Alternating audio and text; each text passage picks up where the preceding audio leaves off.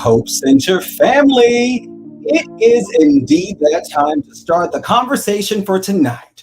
Who am I? I am the one and only Julius J.U. Jones, known as your professor of positivity. What do? I help you live life and believe in possible, one post, event, or podcast at a time. And yes, and most definitely yes, this right here is a HOPE Center Harlem production brought to you by the one and only HOPE Center, where healing takes center stage. So, as we get ready for today's conversation, if you are in the chat, no matter where you're shouting from, go ahead and tell me who you are, what you're doing, and where you're shouting from, because I would love to hear it.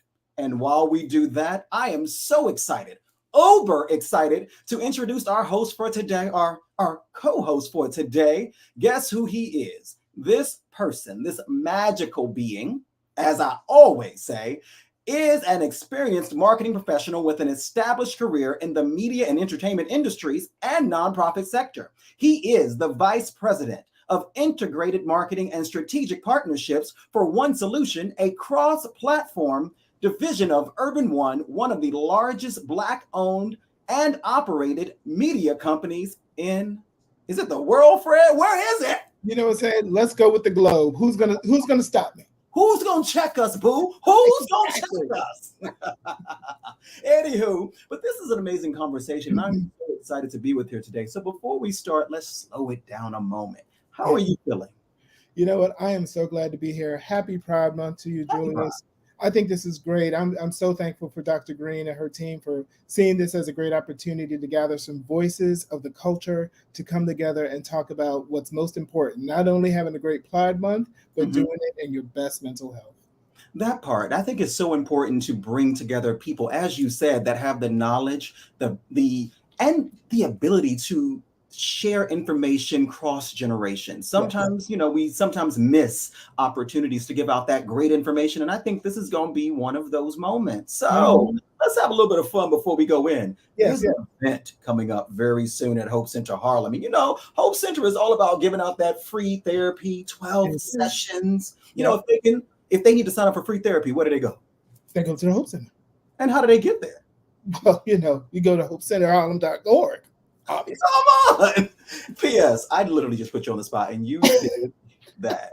And so, yes, if you need free therapy, no matter who you are, where you're from, and no matter your insurance status, because we are not looking for that, you can go to www.hopecenterharlem.org. That's www.hopecenterharlem.org. But back to the big piece that we was talking about. It's the party for a purpose that I think we all want to go to. Fred, have you gone to this party that I'm talking about? Oh, I was there last year and I had a ball. Okay, let's watch this quick commercial.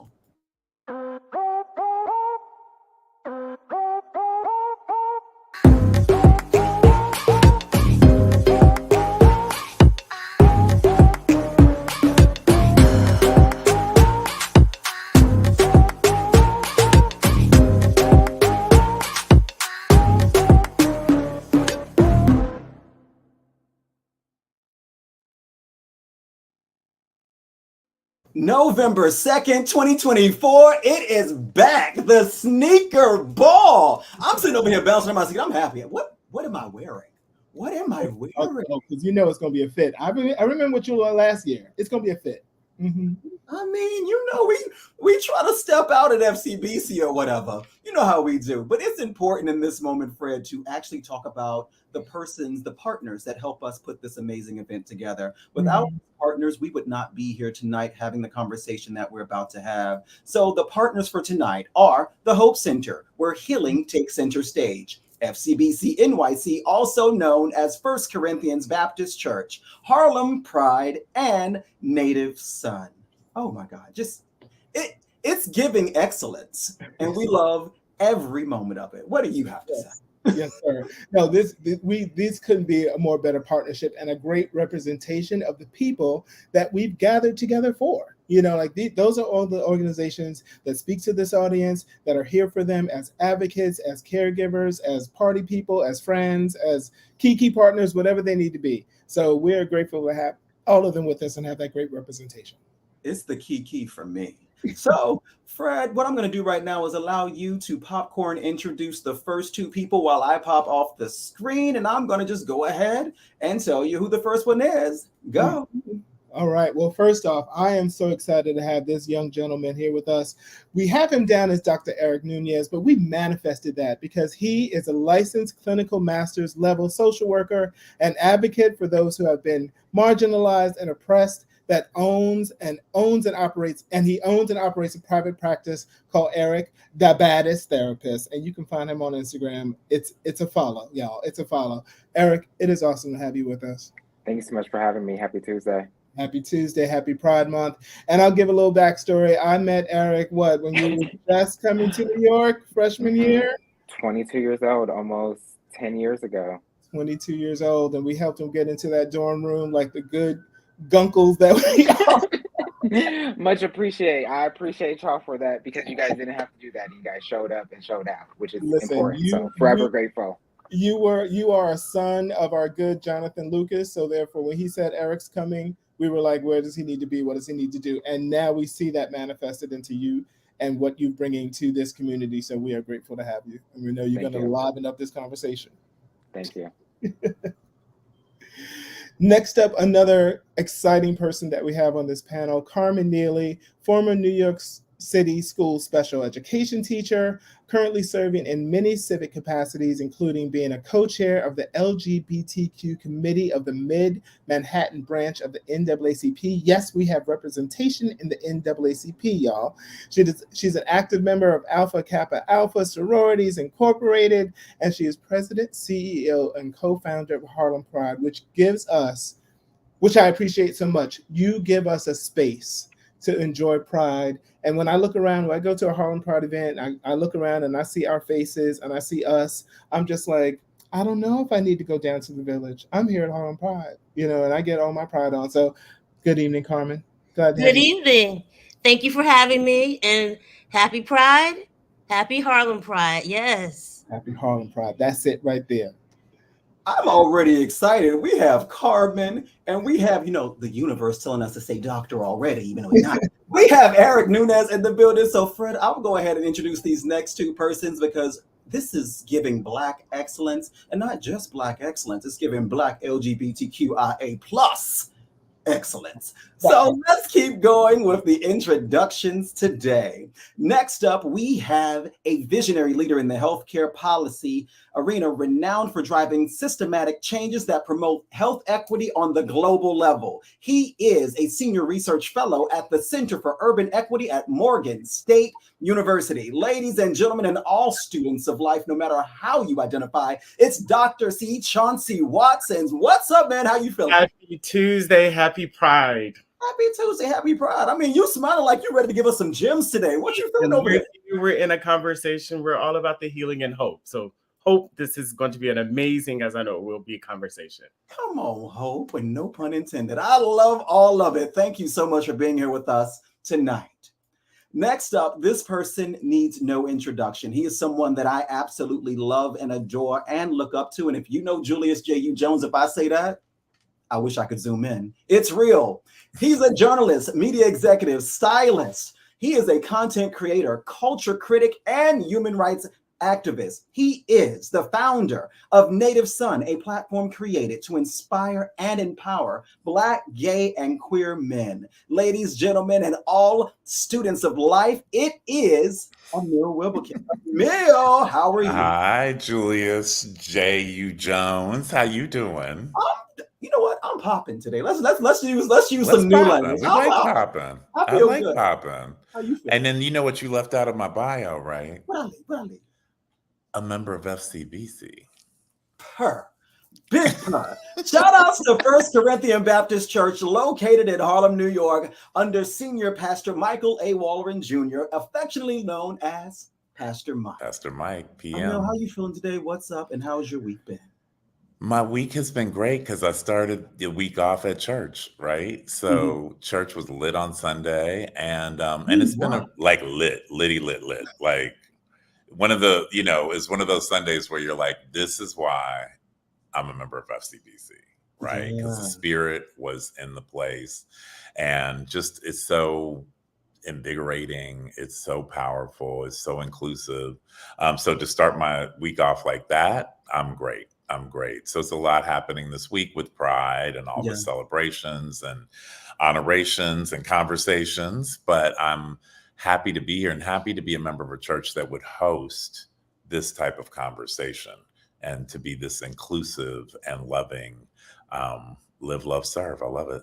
That part. As we bring Fred back and we pop everybody down for a second, Fred, we have a conversation on our hands today, and there were some stats that we literally were reading and brought up just about this conversation to kind of center us before we bring everyone on the screen. And you know what? I'll go ahead and read the first one and get your reaction on that. And then I'll have you read the second and third. And so we can just go ahead and get all the panelists on the screen right afterwards to, you know, have a conversation about what these things said. So when we looked at the first stat, it said, according to reports, 26% of Black LGBTQ adults have been diagnosed with depression, with 1.2 million US adults self-identifying as Black and LGBT. That could be estimated to be over 300,000 Black queer adults living with depression. According to a report by the Human Rights Campaign, 53% of Black LGBTQ plus youth screened positive for depression. What do you have to say about that before we move on? First of all, it just sinks the heart, right? Because to do that math and realize that so many members of our community, almost 1 in 4, you know, are just walking around with this depression, which is a disease, which is something that needs to be treated. And if we went into the factors of how many are actually acknowledging and treating their depression, that's probably another percentage that we don't even want to see and know. So, you know, another reminder why this conversation is needed and why anyone who is listening and watching is feeling this way, they should know right now that they can go to hopecenterorg.com, the Hope Center org, hopecenterharlem.org. Let me get it right. I want to get it right. That Hope Center Harlem, or, you know, and just find some help, find some assistance, find someone to talk to. Yeah. That part. Here's the second one for you. So 63% of Black LGBTQ youth raised in a religion said that religion is unfriendly. 2 words that should never be in the same sentence. To LGBTQ people, with close to 55% saying their religious beliefs trigger feelings of guilt and shame when they came out. It's almost unspeakable. I mean, and I can respond to that one. You know, I'm very open with my upbringing, and especially when we did the ABC special with Robin Roberts and Soul of a Nation with Robin Roberts, I was very honest about feeling unloved coming out because my family at the time were apostolic, and the rest of the family were either Jehovah's Witness or House of Prayer. And so growing up in a situation of such, I can be very blunt and honest and say I did walk out at 17. Could things have changed because I would have had support? The answer is yes. Could the path have been a bit different and a bit easier? The answer is yes as well. But guess what? We're here and we're actually pushing through to help more people live their life now versus deferring it because of other people's mindsets and other people's lack of love for their humanity. Exactly. And as we have in our purpose statement, we live beyond the limits of any prejudices. That part. Here's the third stat. Well, another one. So Black and brown queer communities are disproportionately affected by HIV compared to other racial ethnic groups. According to HIV.com, in 2021, 25% of new HIV infections were among Black gay and bisexual men, 22% among Latino gay and bisexual men, and 44% among gay and bisexual men under 35. This is our youth, everyone. And for Black women, sisters, we're here for you. The rate of new HIV infections among Black women is 10% that of white women. Yeah, 10 times that of white women. And you know what? I think part of that, and we can all have this conversation as we come in just a minute after Dr. Green, welcomes us in a minute because she will be on. I just saw the chat saying that she's here and ready to welcome the audience. Part of the stigma, part of the underlying mess of what culture has done, some of the hidden language, right? The hidden things that we don't want to talk about cause violence. And I think sometimes when we are silent, silence is a form of violence in many cases. And this is proven as we saw from numbers, to be 1. So let's go ahead and see what Dr. Green has to say. Dr. Green, what's up? Hey, family. Thanks for joining us and welcome to Hope for Pride. This is our 2024 Pride virtual conversation brought to you by the HOPE Center. I'm Dr. Lena Green, the Executive Director, and I am delighted that you have chosen to join us this evening. Well, we have a serious conversation lined up for you because we know that many people in the queer community face a host of mental health challenges and often stand at their intersection between two marginalized groups. They identify as queer, and they're also Black, Latino, Indigenous, or belong to another people of color. This is incredibly overwhelming when we're thinking about mental health, overall health, and other abilities and challenges.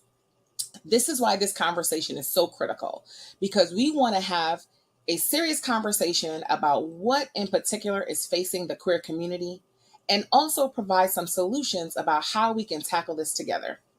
It is my hope that after this conversation, that you will feel empowered to reach out to the HOPE Center to get the support that you need. We are waiting to support you, waiting to love you, and waiting to partner with you on your healing journey. I'm Dr. Lena Green. I am signing out, and get ready for a fantastic conversation ahead. Dr. Green, thank you so much for that. Look, you over here touching my heart. I'm not getting emotional tonight. Anywho, Fred, I heard that you had the first question. What's up? I think I do. I think I do. And here we go with the computer and the technology and seeing what's going on here and making sure it all comes together. We are going to start this out with Dr. Chauncey Watson, another gentleman who I've known for way too long and have seen his advance and progress. And I'm just so excited for him and all he's done for the community and all he's just done in his world. So we just heard some statistics that were quite shocking, especially as it relates to religion. Being queer and spiritual is something that's a challenge for way too many. So what does it mean to have this conversation today, hosted in a Black church and a mental health clinic? What have you experienced? What has your experience been as it relates to religious institutions and your identity? Yeah, thank you for this. And just huge thank you to Dr. Green and others for even hosting this conversation and beginning to have this conversation. It's so critical, not just for our community, but for people to see that this is actually what Jesus did, right? He did the work. He had no blinders. He had no identities. He loved everyone. And I think we're living in a time where we can be often reminded of that and need to be reminded of that consistently. And so I'll answer this sort of in two parts. One, as a researcher, I have spent many decades trying to find systems of care that can afford opportunities for people just like this, to bring the conversation to the community in a way that people can understand it. It's not technical. It's not the researcher. It is their lived experience, and it is how they go through life every single day.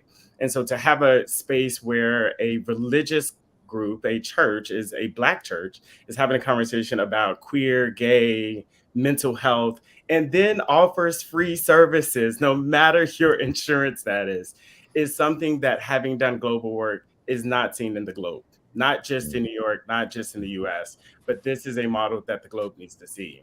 And I say that in the second part of this question, as a person who grew up in the South, as a Black gay man who was in church 7 days a week, singing in the community choir. I was always ashamed. I was always felt guilty. I had bouts of depression because I was told I'm supposed to go pray to the Lord. It's huge to my faith. It is the cornerstone of my being, but yet this entity does not like me. This entity does not love me. And yet I've poured everything that I know into it. And it wasn't until truly my journey, we'll say, Fred, I've known you since my 20s, but until I was introduced to FCBC with Fred. And I came in, and having gone through dropping out of church, not having all of these moments, and coming into a space where on day one, I felt welcomed. On day one, I felt that I had a home. I had people who loved me and really continued to pour into me over the years that I've been coming in and out of that. And no matter where I am in the world, on Sunday. So thank you, Julius, for the digital piece. I think COVID enhanced this even more. I am that person in San Francisco. I am that person in the world that continues to look at this because I've found a church home that loves me for who I am, and therefore allows me to lean into a part of my foundation, my religion, which is extremely important to me throughout all of the pieces that I may represent and my identities. All those things. All those things. I was ready to say every last one of those things, Frank. every last one. Every last one. Let's just keep moving going. Would anyone else like to chime in on that particular question before we move on and get deeper into this conversation? So Fred. Exactly. I think Chauncey did say it all. That we can see from the head nods. Emil, we're going to go to you next. So what can we hope religious institutions will consider for the queer community, and more specifically for Black youth, to ensure that they have a safe space to grow in their spirituality? Well, I think, again, Dr. Watson just kind of said it in a nutshell about what FCBC represents. That was what drew me to that church as well, is that to be in a space that is affirming, loving, and welcoming. And I remember, seeing you, Fred, and your partner, Tyrus. I remember seeing a trans woman with like 4 kids, and just intergenerational intersections of the Black community. And I just really felt at home. And I think creating that safe space is super important. The work that I do with Native Son, I hear over and over again these stories similar to Chauncey's about, church hurt and people who have been excommunicated, kicked out of the church, don't feel welcome. And the problem for us, particularly as Black people at our core, and then LGBTQ, we need that spiritual grounding. So if we don't feel welcome, if we don't feel safe, that's challenging, but then something's missing for us. And so what I applaud Pastor Mike and Dr. Green and the whole team at FCBC is creating this space that is welcoming to everyone in the community, so that it kind of level sets. It's like, come as you are, come with who you are with, whoever your partner's with, and we're going to give you programming like this that speaks to your experience, right? And so it's, we celebrated graduates on Sunday, right? We have breakfast before books to really make sure the young kids in our community are fed before they go out. There's women's organizations, there's HIV ministry. There's all these different types of organizations within FCBC that say you are welcome here. And I think that's creating that space. And I think FCBC is really a model for what inclusive religious and spiritual spaces can look like. Spoken like a true member who knows all the FCBC programs. Listen. And I'll say this, and I know it's been going to FCBC now 06 or 07 or 08, around that time, and seeing you and so many influential members of our community present, I think that's just been a reminder and a confirmation to a lot of these young people, like, this is a safe space. Like, Emil goes here? Okay, then this is a safe space. Because I know he would not go anywhere where he's not affirmed and where he's not feeling like he's in a safe space. So thank you for that, for being almost a Pied Piper. And I just will real quickly add, Pastor Mike invited me to be a part of the journey and to talk about my experience. And I did not let him know prior to the conversation about my HIV status. And so I did that on the stage of the church, which is really the altar, right? And I got so many incredible notes from people in the community that were like, your testimony to Pastor Mike in the church, that ripple effect that you're going to have on young people, right? Who then don't have to live in the shame and stigma about who they are as a Black queer person is really powerful. Exactly. Between your work, Maria Davis, let's shout her out, for the incredible work that she's been doing for 30 plus years as a woman living with HIV, and just the bullhorn that she is, the bullhorn, making sure that, everyone knows, everyone's tested, and branching out as well to everything that she does for prostate cancer and breast cancer. So though she's not with us here on this call, on this chat, she is with us spiritually, for sure.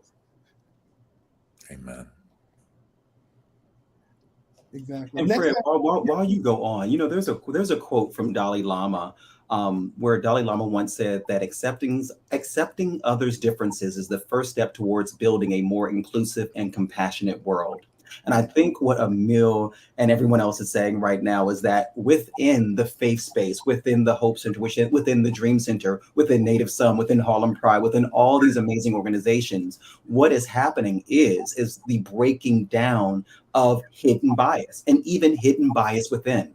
And I think sometimes when we talk about the external hate, it's also important to look at internal, because sometimes we take from persons that are not like us, and that voice becomes ours. It sits there and then permeates and then becomes ourselves, talking down to ourselves using their voices as a guide. And then that is damaging, and that is violence against self as well. And so as I hear this conversation, all I'm hearing is self-love, acceptance, working to move through it, and also working to honor self while loving even the broken pieces. Mm-hmm. Amazing. Mm-hmm. Exactly. Yeah. Let's bring Carmen into the situation, into the conversation. The situation is what we're dealing with, but what we're having is a conversation. So Carmen, so happy to have you with us again. Thank you. Such a big plan of Harlem Pride, and glad to support as so many of us do. Yesterday, the Hope Center hosted a screening of Rustin. As we know, that movie came out last year. Cohen Domingo. We even have to say it that I think, Emil, if I'm right, the first time a Black gay man actor played a Black gay man. Like, we're even at, like, we have to say that. Like, we still have to say that, right? Won an Emmy for his work, incredible work, and he experienced challenges during the civil rights movement, being who he was and loving who he loved. And so many movements have been significant in changing in the directory of the Black audience, the Black consumer, the Black community, as well as the LGBTQ plus community. 55 years since Stonewall, 54 years since the first Pride March. Do you think that Pride still has a significant meaning, especially for young Black queer folk? And I know that's the work that that's probably part of your mission statement, I know. Absolutely, absolutely. In the case of Rustin, he had to suppress, subdue, hide his LGBTQ status for the quote unquote greater good of the movement. And what Pride celebrations help us do as Black and brown members of the LGBTQ community is have our visibility. And visibility is key for the next generation to see that it's okay. Very much as what Emil just said about speaking about his status in life at FCBC. For me, it was going to a TFAM church, which is the Fellowship of Affirming Ministries under presiding prelate Bishop Yvette Flunder. And here in the city is Rivers of Living Water with my bishop, Vanessa M. Brown. So when I went into that environment, I was able to feel even freer within my spiritual growth and learn and continue to grow. And what Pride does is bring that back, and particularly prides of color and Black prides. You can go and be embraced, because clearly, if no one had a clue about our sexual orientations, the first thing they know about us is that we're Black. And that is the core of our identities. Beyond that, then you get a little deeper and learn more about us. But we suffer from police brutality, discrimination, and everything just like the larger Black community does. And then on the next level, we suffer from stigma. We talked about religion earlier. How many people are throwing their kids on the street because of religion? How many people are othering their children because of religion? How many people are no longer welcomed within their family units because of religion? How many of us seek chosen family because our biological families are not welcoming? So I think prides play a key role in providing family, providing resources. That's one of the greatest things that we do with Harlem Pride. Provide resources and information and actual connections and networking so that people are able to empower themselves and therefore better their lives and their existence. So I think prides are key, particularly for our youth, to see that it's okay. They'll see a teacher. I'm a former NYC DOE teacher. They'll see firemen. They'll see nurses. They'll see doctors. They'll see janitors. They'll see the gamut of who we can be and who we are, and know that they too can do that as well. So I think it's very important for our Black and Brown prides to be on the scene so that we provide this visibility. And then the next part is family. So many of them meet other people who can help and provide support. There is also the idea that it's sort of like a family reunion when you go every year, from DC Pride to Atlanta Black Pride to Harlem Pride and UK Black Pride, and there's a Paris Black Pride. Global Black prides that bring people together and network and feel inclusive and supportive. And so I think it's vital to our community's health and well-being, and particularly mental health as well, to be among people who are like yourself and know that you're okay, despite what the larger society tells you, is absolutely key for just positive mental health development. And it combats depression as well. You know what, Carmen, I totally agree with you. Like when I think about Pride Month for me is all about acceptance, all about equality, all about celebrating those who've come before us, all about celebrating the work of LGBTQIA plus people in general, about educating persons about everything that happened so that they know what happened and what can happen again, because history sometimes does indeed repeat itself, and raising awareness, right, about the issues that are literally affecting the community, not just here, but abroad, because this is not just, say, a New York City situation. This is a global situation. Absolutely. Where persons are persecuted everywhere for being who they are and loving who they love, right? And so that moves me into my next question, because I do indeed have lived experience with this next question. And before I go to the question, it's important to give a stat. So between 2007 and 2020, the suicide rate rose 144% amongst 10 through 17-year-olds who are Black.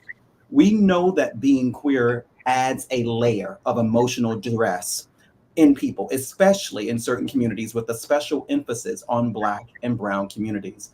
Eric, I'm going to come to you. In your career, I would just love to know what you have seen and how you've seen people help this situation. As someone with lived experience, and the first experience did happen at 16 years old, I can be honest and say I felt alone. I felt that I could not tell anyone, and I can be very honest and say I lied about it. And let's talk about what lies do and what violence does to self when you take medication. Gastritis and things of that nature does ensue when you take certain medications to unalive yourself. In those moments, I can be honest, and this is a testimony, and I'm still here, that lie literally was violence towards myself and hurt myself for years, until I worked to go to doctors older to then deal with the mental duress that was in that moment. So Eric, if you can just talk just a little bit about say the suicide rate and just ways that we can help youth, young adults, and adults in general move through the situation through acceptance. Yeah, when I think about suicide rates and how these numbers have increased over the years, 144% is insane, right? We have to start there. I think we have to start with the stigma around mental health, right, and how the Black community views mental health. And I think one way to prevent these things from happening is to have more open, honest conversations, right? Really asking people, how are you really doing? I think we need more emotional investment for one another and how we're feeling, right? And exploring and opening up those conversations so that people feel more comfortable to be able to be expressive. So like having, these conversations are really important, but tapping into the community and having more open forums around individuals to see how their experience is, and so they could practice being open and expressing themselves. Thank you so much for sharing that. I really appreciate that. I agree with you. We had a question in the chat, and it actually goes back to the Rustin movie. It said, has the movie inspired anyone in a particular way? I mean, I'll take, oh, go ahead. Oh, well, I was just going to say, just the work that Rustin did is inspiring in and of itself. That whole March on Washington, that movement that was such a significant part of the civil rights movement, is key. And I feel like today, those of us who are community activists and we do community work, we're riding on the work he started and hopefully continuing in that for the next generation. So I find it absolutely inspiring. The challenges he had and the hurdles that he went through have made the road smoother for us. And the work we're doing now will make the road smoother for those that come after. So yes, absolutely inspiring. I agree. I'll let Emil go. Then I'll say something. Well, I was just going to add. I mean, I think what Carmen says is so important, especially in the times that we're living in, with all these anti-Blackness, anti-LGBTQ, anti-women, anti-culture, anti-everything. He was about inclusion, and he was about mobilizing young people, which is what we need to do right now, particularly in this election year. How he inspired me, I think about him a lot with the Native Son community movement and platform, because we know who Bayard Rustin is, right? But a lot of people still don't, even after this movie, right, on Netflix, with Coleman Domingo getting an Oscar nomination. And I think it's really important that people know who these historical figures are, but also these hidden figures, right? And so a lot of the work we do with Native Son is making sure that we have a voice and visibility, so people know not only who Bayard Rustin is, but everyone on this call, right? And so I think that that's really important. So I thought the movie was really inspiring, and I actually use it in the classroom where I teach journalism at FIT, because I want to teach my students about, when there's the student protest and the encampments and stuff, that they understand what community activism and mobilization really looks like, and how it can be done in an inclusive way. Yeah. And the only thing I'll add is I'm extremely happy about the themes that were shared in the movie. Sometimes when you're in a hidden culture where people don't know exactly what happens, and then there's shame placed on things that happen often within community, you sometimes feel even more marginalized within self, outside of self, and within community, because you have persons that can create shame amongst some of the themes that were shown in the movie. If you have not watched the movie, I would say, please watch it to understand the themes in which I'm speaking about in this moment. There's another question in the chat that says, for our panelists, what have people seen in their own experiences or circles as it relates to suicide and self-harm in the queer community? How have you encouraged people to move towards healing? We'll start with Emil. So, the HOPE Center is very near and dear to my heart. I have literally delivered several Native Sons to the door of the HOPE Center, who were struggling with issues around drugs and issues around suicidal ideation. And it's been an amazing experience, because I love FCBC and my church and Pastor Mike and Reverend Lakeisha and everyone there. But in those moments where I was able to, I didn't know what to do, right? Like I'm not a mental health practitioner, right? I'm a journalist, I'm a community organizer, and I didn't know what to do. And so to be able to turn and know that it was going to be received in a loving place. And I'll give this great example. Dr. Green and Pastor Heaven were able to help with an intervention that was happening. It was during the holidays, and it was very scary to me.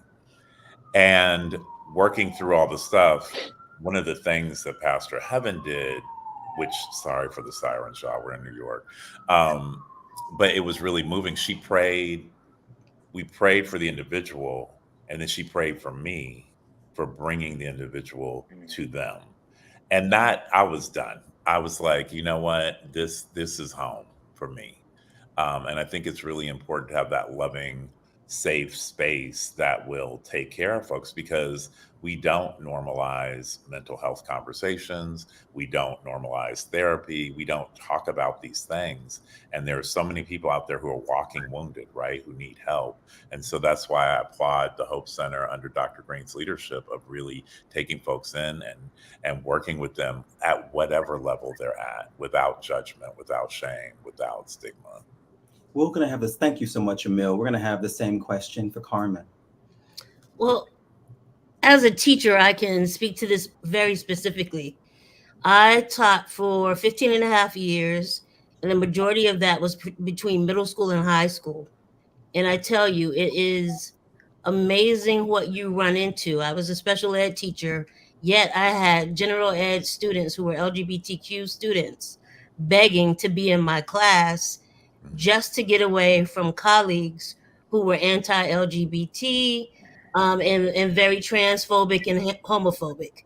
So what I began to do within my school, depending on the school, one school I had a gay principal, so it was much easier to help students. But one particular school, I worked with a social worker to ensure that the students were receiving culturally competent assistance by making recommendations, calling some people within my network to see where these students could go to get help that was targeted and focused on their actual needs as LGBTQ students. So definitely had some close situations, and students knew if they needed to, they could come in for lunch, that sort of thing. We could talk within appropriate boundaries as an educator. Um, but I also, for high school students, if they were over 18 and some were, I gave them my business card for Harlem Pride so that they could call and contact us on their own. But overwhelmingly, most of them, of course, were under 18. So the connection through the social worker with actual services was really the best I could do in those situations.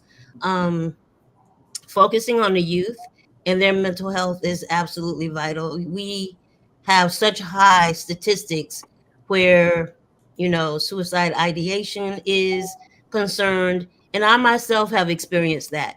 So I know what it's like to want to take a break, so to speak, and understand that, a permanent one doesn't seem so bad right now. But knowing that you need to go and seek help, because you know what? This is going to last for this time frame, and this time next week, this time next month, this time next year, things are going to be better. So just hang on in there. And sometimes some the students or the youth need to hear it, or even adults just need to hear it from someone who has been in that similar situation, so that that's a credible source for them. Certain situations, it's like, you don't know what I'm really going through. So it's important for us to tell our stories and to be open and vulnerable to do so. Absolutely. Thank you so much, Carmen. It's the testimony for me. Dr. Chauncey, same question for you.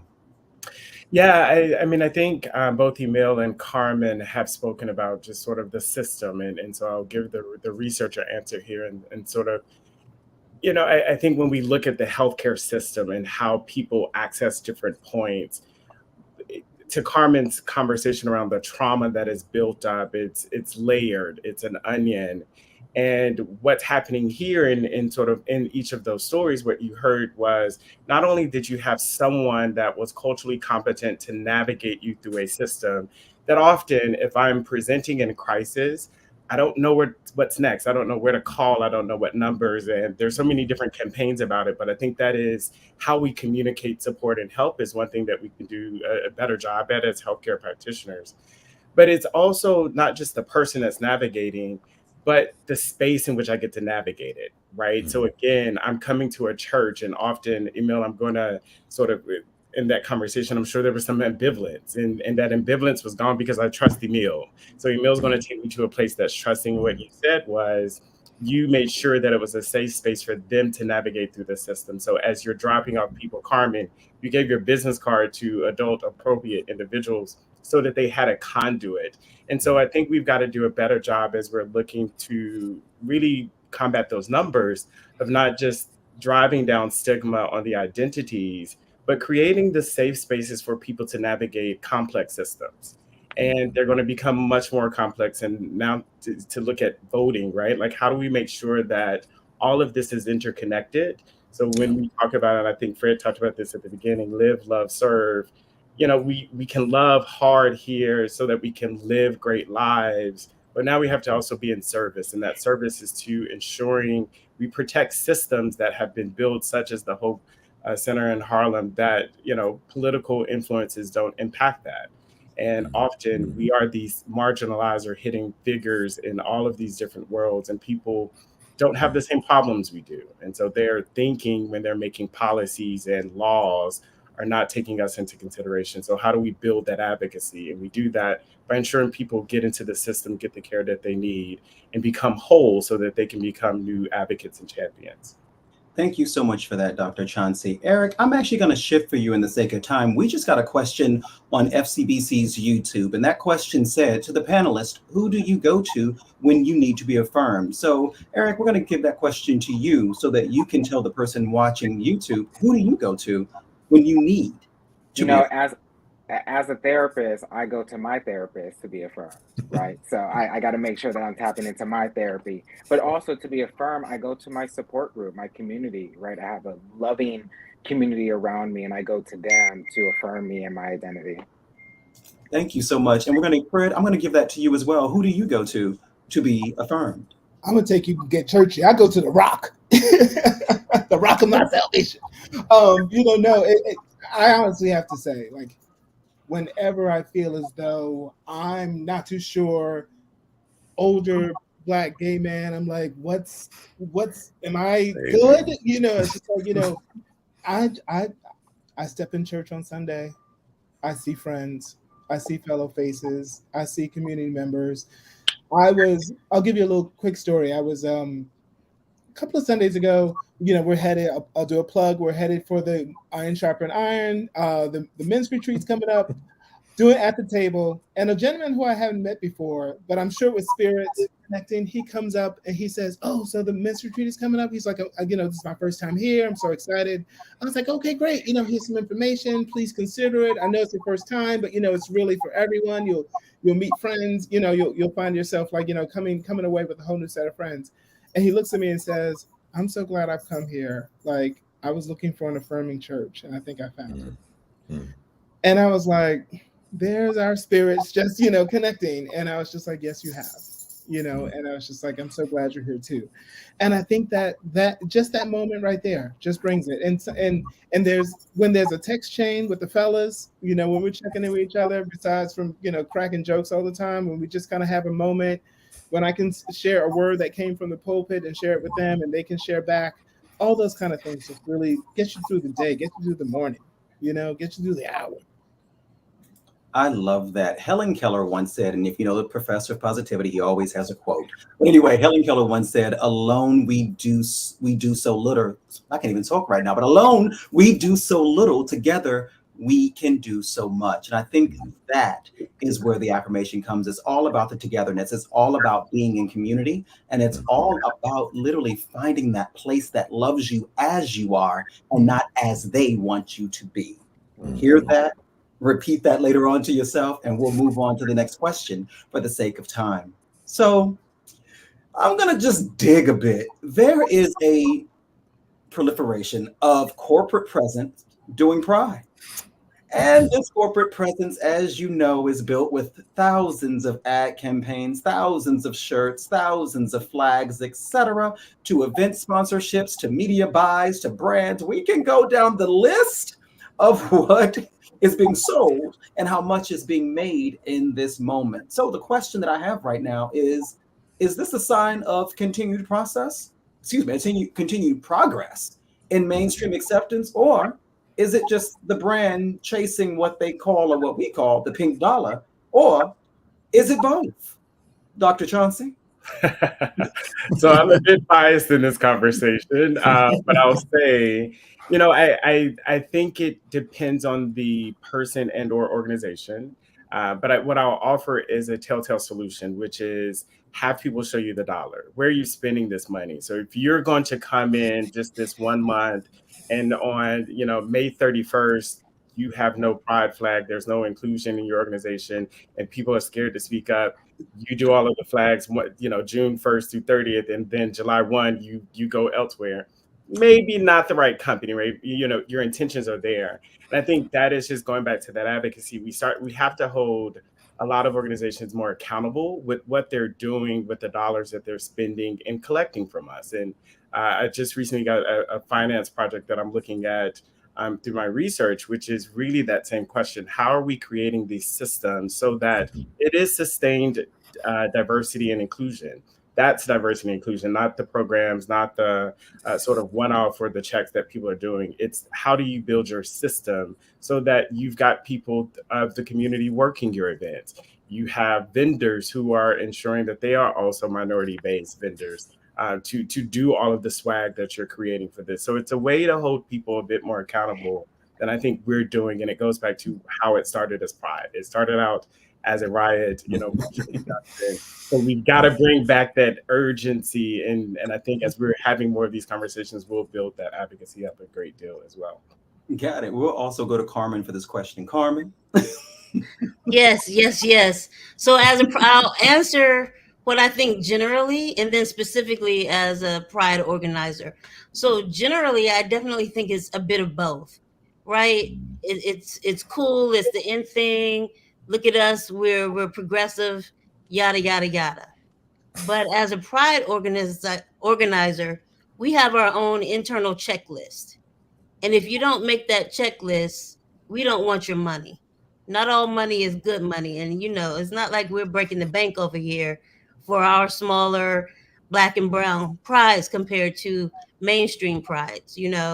We average about 20,000 people on our main day, but the city averages millions.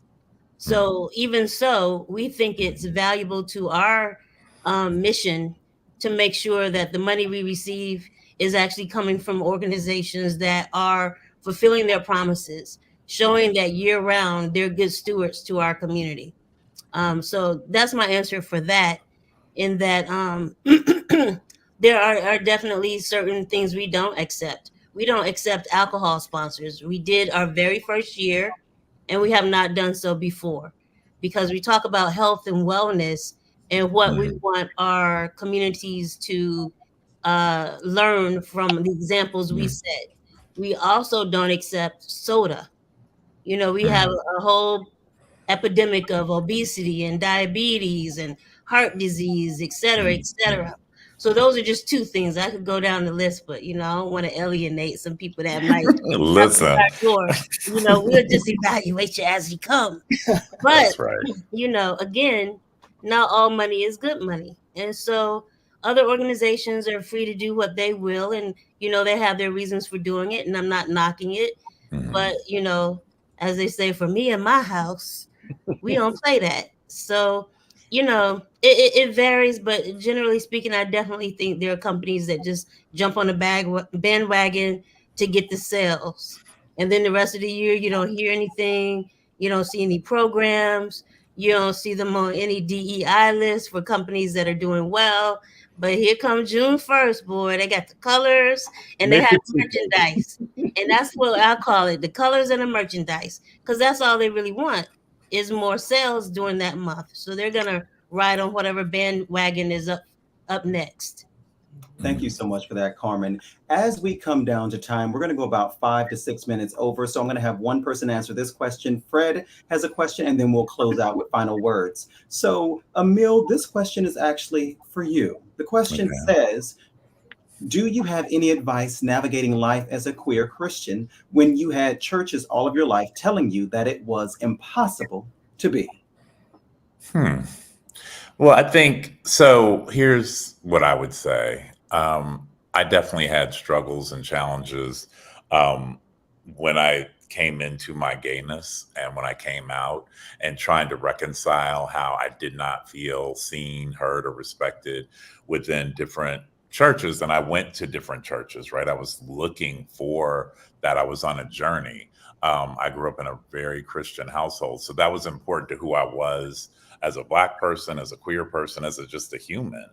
And one of the things I think that you have to remember, and it's something that I actually really believe in from FCBC, even though FCBC is so about community, God is within you. So the thing is, you have to stay focused on that.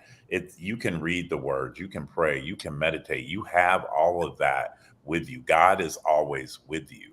So I think if you stay in that path, that's one way to sustain yourself, right? And the other place is you have to find places that that are affirming, and that isn't always easy. We take it for granted because we live in, these big cities. People that don't live in big cities, that's harder. But as Chauncey, Dr. Watson pointed out earlier, he streams FCBC, right? And so I think that there's also more accessibility, right, for us to connect if you can't find a physical brick and mortar church. But I think part of it is just really the navigating is just being resolute. And I mean, and like Fred said, going back to the rock, like the word will always give you what you need. You're here. Exactly. I'm sure we can all speak to that. Like find it within it. As Pastor Mike always says, you're stronger than you think you ever are. And That's you can right. find your strength. Right. I would just like to add really quickly, I'm a child of a minister, and literally what made me feel more comfortable was reading about how the Bible was actually written. The whole process of the various translations, I had to research it. I had to come from a fact beyond my own emotional sense of who I was and knowing that I was not an abomination. It took me doing the research to understand all of the various translations. And one article called "Don't Blame It on the Bible" by Dr. Aubrey Hendricks is something that I would recommend anybody read, because it really talks about how the Bible was written in Aramaic, and then how much time it took for the next few translations, all the way to Martin Luther, who changed so many, why certain Bible books are left out of the King James Version that we typically use. And understanding that on the academic level really helped me say, you know what? I'm okay, and I will be okay. That's right. And grow my spirituality from there. So hopefully that can help someone. Yes. Yeah, it is in the chat. So I know people are Googling right now to find that. Thank you, Carmen. So I know, Julius, we are down to the last few minutes. We are do a bit of a round robin here. So the purpose of this gathering was to make sure that everybody who is listening, watching, tuning in, realize that you can enjoy Pride, experience Pride, celebrate Pride, just do it safely. So we are going to ask everyone, I'm gonna start with Eric, what is your, this is Pride and you better don't? My you better don't is minimize yourself. Be big, be loud, and be bold always. That's so good. You know what? I'm like, mic drop. Agreed. Ditto. Exactly. Same. I think Eric shut the mic down on that one. So we are clear. No to minimization. Be loud, be proud. Julius.